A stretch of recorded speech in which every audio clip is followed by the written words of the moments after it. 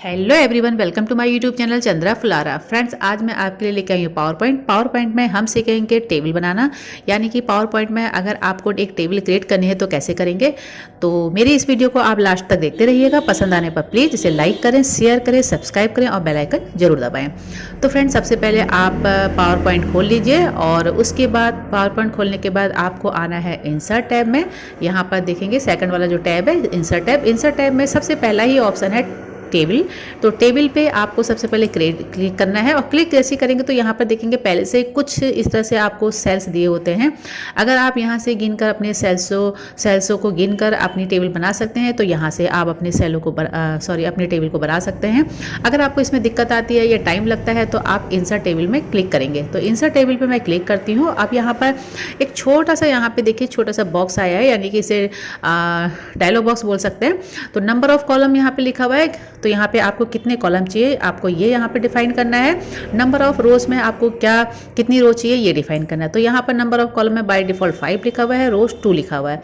तो चलिए हम इसको यहाँ थोड़ा रो को बढ़ा लेते हैं। तो रो हमें 4 चाहिए और ओके कर लेते हैं। जैसे ओके करते हैं तो आप देखेंगे यहाँ पर हमें 5 कॉलम और 4 रो मिल चुके हैं। इसके बाद जैसे ही हम यहाँ पे जैसे ही हमने टेबल क्रिएट करी तो आप देखेंगे ऊपर यहाँ टैब बार में देखेंगे 2 टैब हमें नए मिल रहे हैं, डिज़ाइन और लेआउट के। तो डिज़ाइन का जो रिबन बार है बिल्कुल अलग है, लेआउट का रिबन बार जो बिल्कुल अलग है। दोनों की सेटिंग अलग अलग तरह से होती है। तो चलिए आज इसके बारे में हम अच्छे से समझेंगे पूरा।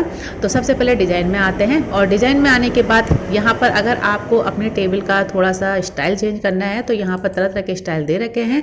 आप क्लिक करेंगे और यहाँ से जो भी स्टाइल आपको पसंद है वो ले लेंगे। उसके बाद नेक्स्ट यहाँ पे आता है शेडिंग का।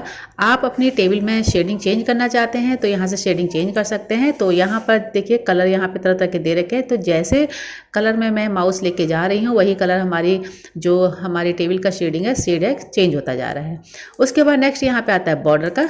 आप बॉर्डर में अगर आपके बॉर्डर में चेंजिंग करनी है तो आप यहाँ से बॉर्डर के चेंजिंग भी कर सकते हैं। जैसे यहाँ पे ऑल बॉर्डर किया तो ऑल बॉर्डर में देखिए यहाँ पे कलर आ चुका है रेड इसलिए आया है क्योंकि यहाँ पहले से ही पेन कलर जो है मैंने रेड कर रखा था। तो इसे हम ब्लैक कर देते हैं और ब्लैक करने के बाद यहाँ पे हम बॉर्डर में फिर से आते हैं और यहाँ पे देखिए ऑल बॉर्डर करते हैं तो ब्लैक हो।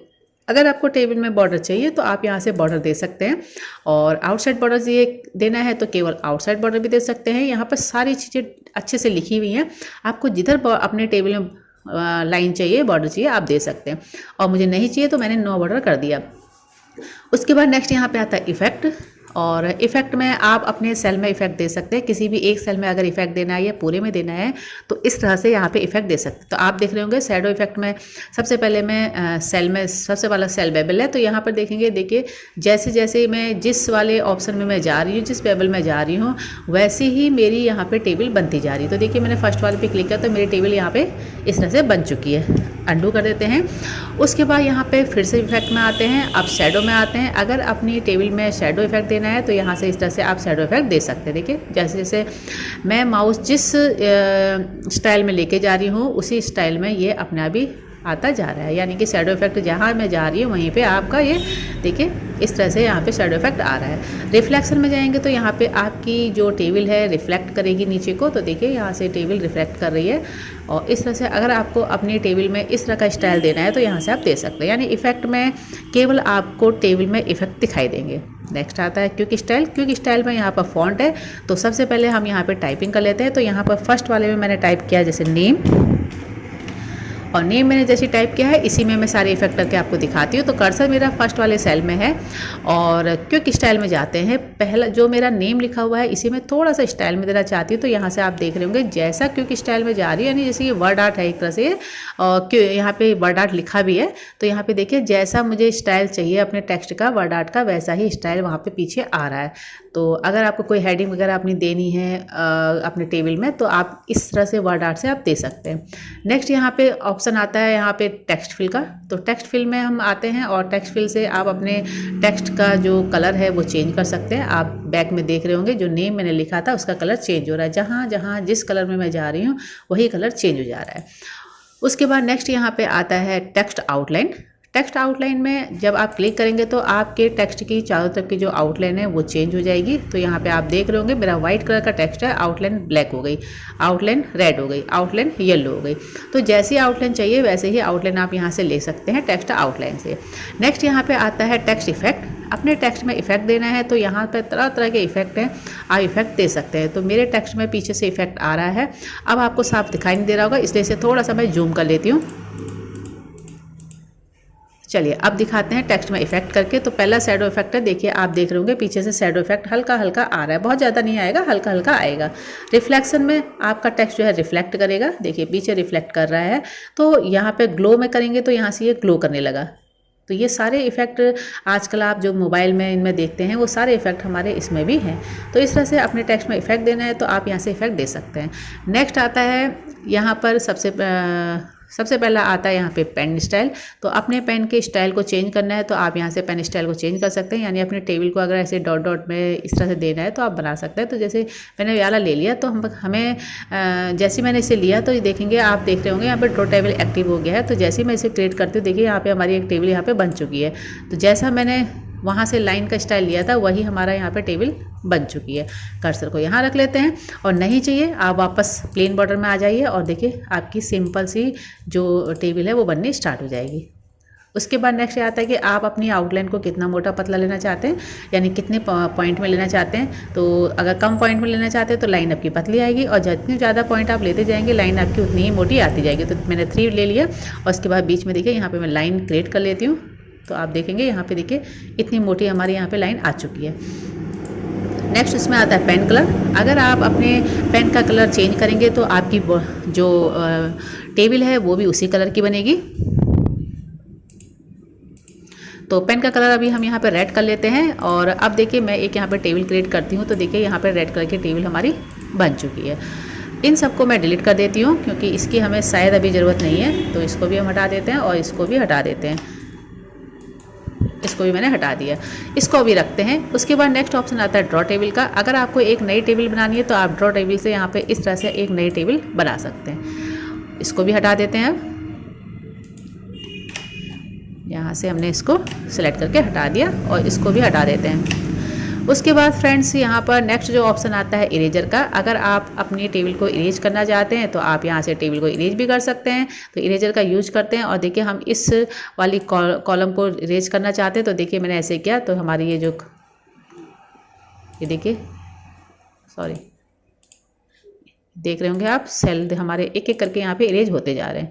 और यहाँ से अगर हम इसको इस तरह से फिर से लेते हैं, ये देखिए एक एक करके जो हमारे सेल हैं इरेज होते जा रहे हैं और ये आपस में एक बड़ा सेल यहाँ पे इतना बन चुका है। इसको भी अगर हटा देते तो ये एक बड़ा सेल बन गया, यानी बीच में जो टेबल के बीच में हमारे सेल्स बने हैं उनको इरेज करने के लिए आप इरेजर का यूज करेंगे। अब इसे हम अंडू कर देते हैं क्योंकि मुझे आगे के ऑप्शन भी आपको समझाने हैं।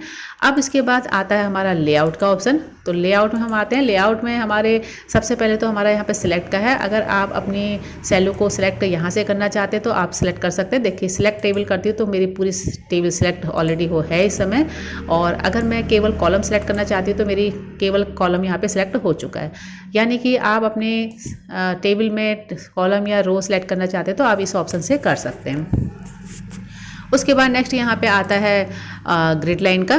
कर्सर को रख लेते हैं, सॉरी डिलीट का। अगर आप अपने कॉलम को या रो को डिलीट करना चाहते हैं तो आप यहाँ से कर सकते हैं। मेरा कर्सर यहाँ पे देखिए नेम वाले सेल में रखा हुआ है और इस कॉलम को मैं डिलीट करना चाहती हूँ। तो डिलीट में आते हैं और डिलीट कॉलम करते हैं। तो देखिए हमारा जो यहाँ पे कॉलम था वो डिलीट हो चुका है।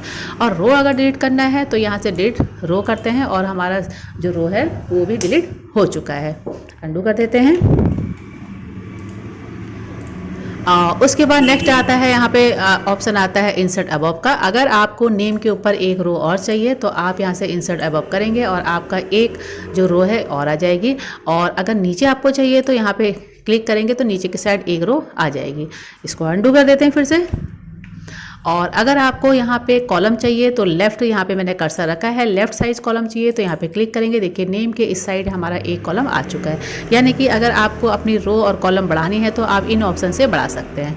अब नेक्स्ट ऑप्शन आता है मर्ज सेल का। मर्ज सेल का मतलब होता है सेलों को आपस में मर्ज करना। तो यहाँ पर मुझे 2 सेलों को आपस में मर्ज करना है, दोनों को सेलेक्ट करूँगी और मर्ज सेल पे क्लिक करूँगी तो देखिए दोनों सेल हमारे जो हैं एक सेल में बदल गए हैं। इसे अंडू कर देते हैं। तो फ्रेंड्स अब आगे बढ़ते हैं और नेक्स्ट अब ऑप्शन आता है यहाँ पर स्प्लिट सेल का। तो फ्रेंड्स स्प्लिट सेल में आपको सेल के अंदर अगर सेल चाहिए होते हैं तो उसके लिए हम स्प्लिट सेल का यूज करते हैं। ऊपर की थोड़ी डार्क है, नीचे वाली हम करते हैं। तो यहाँ पर स्प्लिट सेल पे जैसे क्लिक करेंगे तो यहाँ पर पूछा जा रहा है नंबर ऑफ कॉलम, कितने कॉलम चाहिए, कितने रो चाहिए। आपने सेल के अंदर आपको और कितने कॉलम और रो चाहिए तो यहाँ पे बाय डिफॉल्ट 2 और 1 देगा। हम 2 और 1 ही करके देख लेते हैं, ओके करते हैं। तो देखिए यहाँ पे 2 सेल हमारे आ चुके हैं। अंडू कर देते हैं इसे। नेक्स्ट ऑप्शन आता है हाइट और विड्थ का, यानी सेल के जो साइज होते हैं उसके बारे में आता है। तो अपने सेलों का साइज अगर हाइट और विड्थ बढ़ानी है तो आप यहाँ से बढ़ा सकते हैं। वैसे बाय डिफ़ॉल्ट जो साइज होता है वो हमारा बिल्कुल राइट होता है। नेक्स्ट यहाँ पे आता है अलाइनमेंट। अपने सेलों का जो आपने टेक्स्ट लिखा है अपने टेबल में उसका अलाइनमेंट अगर आपको यहाँ से सेट करना है तो कर सकते हैं। तो यहाँ पे फिलहाल तो मैं अंडू करती हूँ, मैंने नेम लिखा था। इसको हम थोड़ा सा, टेबल मेरी ख़राब हो गई, सही करते हैं। कर्सर को यहाँ रख लेते हैं। इसको इस समय ये सेंटर अलाइनमेंट में है। अगर आपको लेफ्ट अलाइन लेना है तो ये लेफ्ट ले सकते हैं, सेंटर लेना है सेट, राइट लेना राइट, टॉप में लेना है टॉप ले सकते हैं, मिडिल में लेना है मिडिल में, बॉटम में बॉटम में। अगर आपका टेक्स्ट थोड़ा सा ज़्यादा है, जैसे यहाँ पे देखिए मैं इसको थोड़ा सा फिर से बढ़ा देती हूँ।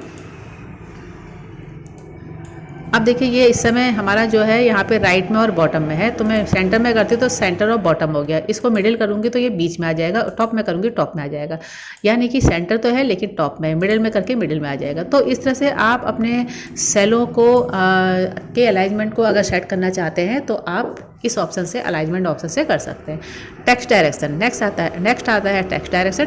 तो टेक्स्ट डायरेक्शन में आप अपने टेक्स्ट का डायरेक्शन चेंज कर सकते हैं। यानी कि कभी कभी ऐसा होता है कि हमें अपने टेक्स्ट को वर्टिकल में सेट करना होता है, तो इसके लिए हम टेक्स्ट डायरेक्शन का यूज करेंगे। टेक्स्ट डायरेक्शन में क्लिक करेंगे। देखिए यहाँ पे तरह तरह के डायरेक्शन दे रखे हैं, आपको जैसा डायरेक्शन सेट करना है वैसा आप यहाँ से कर सकते हैं। ठीक है, अलग अलग तरह का है, ज़्यादातर हमें इस तरह की ज़रूरत पड़ती है तो हम इसका यूज कर सकते हैं। फिलहाल तो मैंने अंडू कर दिया है और इसको अपनी जगह पर ही रख दिया है।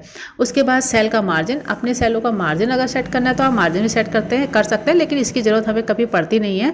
और फिर भी अगर आपको करना है तो मैं एक बार बता देती हूँ। यहाँ पे हम कर्सर को नीचे रखते हैं और टेक्स्ट यहाँ पे, जैसे यहाँ पे अभी मेरा सेंटर में है तो मैं इसे ऐसे रख देती हूँ और इसको मैं ऑटो फिट कर देती हूँ। यहाँ से मैंने इसको ऑटो फिट कर दिया। अब देखिए हमारा जो मार्जिन है यहाँ से इतना बाय डिफॉल्ट इतना छूटा हुआ है, इसको मुझे थोड़ा सा इधर की साइड को सेट करना है। यानी कि मैं चाहती हूँ कि मेरा जो नेम लिखा हुआ है वो थोड़ा सा और आगे यानी ½ इंच में सेट हो जाए। तो उसके लिए मैं सेल मार्जिन में जाऊँगी और देखिए यहाँ पे सब सेलों का मार्जिन दे रखा है। टॉप में 0.5 की जगह छूटी हुई है, 0.05 की जगह छूटी हुई है, बॉटम में भी, और लेफ्ट में 0.1 की जगह छूटी है, राइट में 0.1 की छूटी है। अगर इसे मैं सेकंड वाले को नन कर देती हूँ तो मेरा जो है टेक्स्ट साइड में कुछ चिपक गया, यानी कि मैंने अपना मार्जिन बिल्कुल ख़त्म कर दिया है। नैरो करेंगे तो इस तरह से थोड़ा सा आगे बढ़ जाएगा और वाइड करेंगे तो यहाँ पर इस तरह से बढ़ जाएगा। यानी कि आपने अपने टेक्स्ट का मार्जिन अगर कुछ सेट करना है तो आप यहाँ से कर सकते हैं। वैसे बाय डिफ़ॉल्ट जो होता है वो बिल्कुल ठीक होता है। तो फ्रेंड्स इस तरह से हमने डिज़ाइन और लेआउट के ऑप्शन सीखे और इसको मैं डिलीट कर देती हूँ और इसको यहाँ से हम कैसे कर देते हैं डिलीट। अब फिर से हम इंसर्ट में आते हैं क्योंकि हम टेबल ऑप्शन सीख रहे हैं। तो इसके नीचे यहाँ पे ड्रॉ टेबल का ऑप्शन भी आता है जो अभी आपने पहले किया था। मैंने आपको पहले भी बताया था, फिर से मैं बता देती हूँ। इस तरह से आप ड्रॉ टेबल से अपने टेबल को ड्रॉ कर सकते हैं। वापस आते हैं, टेबल में आते हैं और उसके बाद एक्सेल स्प्रेडशीट भी लिखा हुआ है। आप एक्सेल की स्प्रेडशीट से भी यहाँ पे काम कर सकते हैं। तो देखिए पहले क्लिक करते हैं, तो जैसे ही हम क्लिक करेंगे यहाँ पर एक्सेल ओपन हो जाएगा और एक्सेल ओपन हो रहा है